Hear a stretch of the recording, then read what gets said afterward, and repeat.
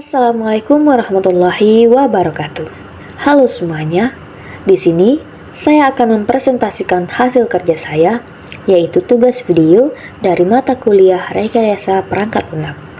Sebelumnya, izinkan saya memperkenalkan diri. Nama saya Dinda Natasha dengan NIM 23210089 dari Prodi Ilmu Komputer Rombel B.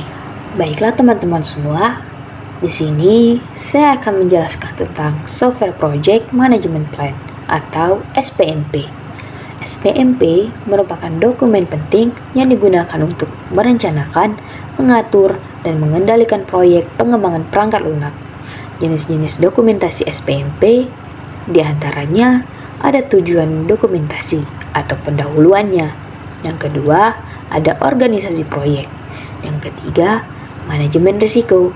Yang keempat, struktur perincian kerja. Yang kelima, rencana jadwal. Dan yang keenam, manajemen sumber daya. Selanjutnya, di bagian kedua, kita akan ngebahas tentang Software Requirement Specification atau SRS. Dokumen yang menjelaskan secara rinci kebutuhan atau persyaratan perangkat lunak yang akan dikembangkan. Dokumen ini menjadi acuan utama bagi pengembang, penguji, manajer proyek, dan pihak lain yang terlibat dalam proyek pengembangan perangkat lunak. Jenis-jenis dokumentasi SRS.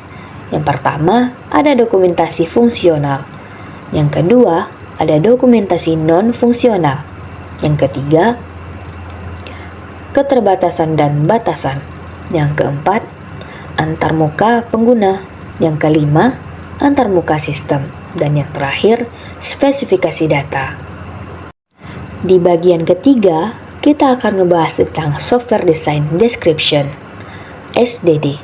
Dokumen yang menjelaskan bagaimana sistem perangkat lunak akan diimplementasikan berdasarkan spesifikasi yang diberikan dalam dokumen.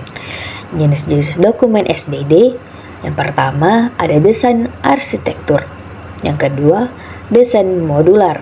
Yang ketiga, data design. Yang keempat, interface design. Yang kelima, desain algoritma. Yang keenam, control design atau desain pengendali. Yang ketujuh, desain keamanan. Dan yang terakhir, performance design atau desain kinerja. Selanjutnya, di bagian keempat, kita akan ngebahas tentang Software Test Plan atau STP. Dokumen yang merinci strategi, pendekatan, sumber daya, dan jadwal yang akan digunakan dalam proses pengujian perangkat lunak.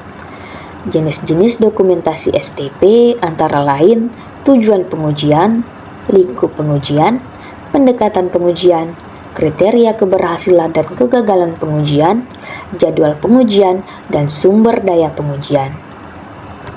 Di bagian kelima, kita akan membahas Software Test Description atau STD, dokumen yang digunakan untuk mendeskripsikan bagaimana pengujian perangkat lunak akan dilakukan.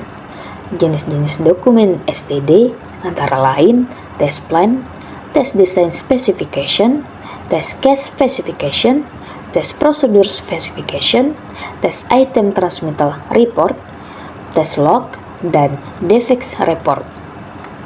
Di bagian keenam, ada Software Test Result atau STR, dokumen yang digunakan untuk mencatat hasil dari proses pengujian perangkat lunak yang telah dilakukan dalam rekayasa perangkat lunak. STR merupakan bagian penting karena menjadi bukti dan evaluasi dari pelaksanaan pengujian. Jenis-jenis dokumentasi STR diantaranya ada Test Execution Log, Defect Report, Test Case Result, Test Summary Report, Performance Test Result, dan Load Stress Test Result. Setelah kita membahas STR, di bagian ketujuh kita akan membahas Software Versioning.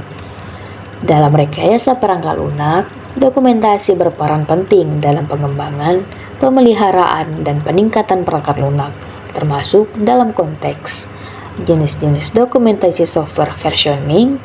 Diantaranya ada dokumentasi persyaratan, dokumentasi desain, dokumentasi programan atau kode, dokumentasi pengujian, dan yang terakhir ada dokumentasi manajemen versi. Di bagian ke-8, kita akan membahas tentang user guide atau user manual. Dokumen yang ditunjukkan untuk pengguna akhir, memberikan paduan tentang cara menggunakan perangkat lunak secara efektif. Dokumen ini juga berisi petunjuk dan informasi untuk membantu pengguna dalam menggunakan suatu produk, layanan, dan sistem. Jenis-jenis dokumentasi user guide atau user manual antara lain panduan instalasi, panduan penggunaan dasar, manual fitur, panduan pemecahan masalah, dan panduan pemeliharaan. Baiklah teman-teman, kita sudah sampai pada penghujung video. Mungkin hanya ini yang dapat saya sampaikan, lebih dan kurang saya mohon maaf. Semoga apa yang saya jelaskan dapat bermanfaat untuk kita semua. Saya, selaku pembawa materi, pamit undur diri. Wassalamualaikum warahmatullahi wabarakatuh.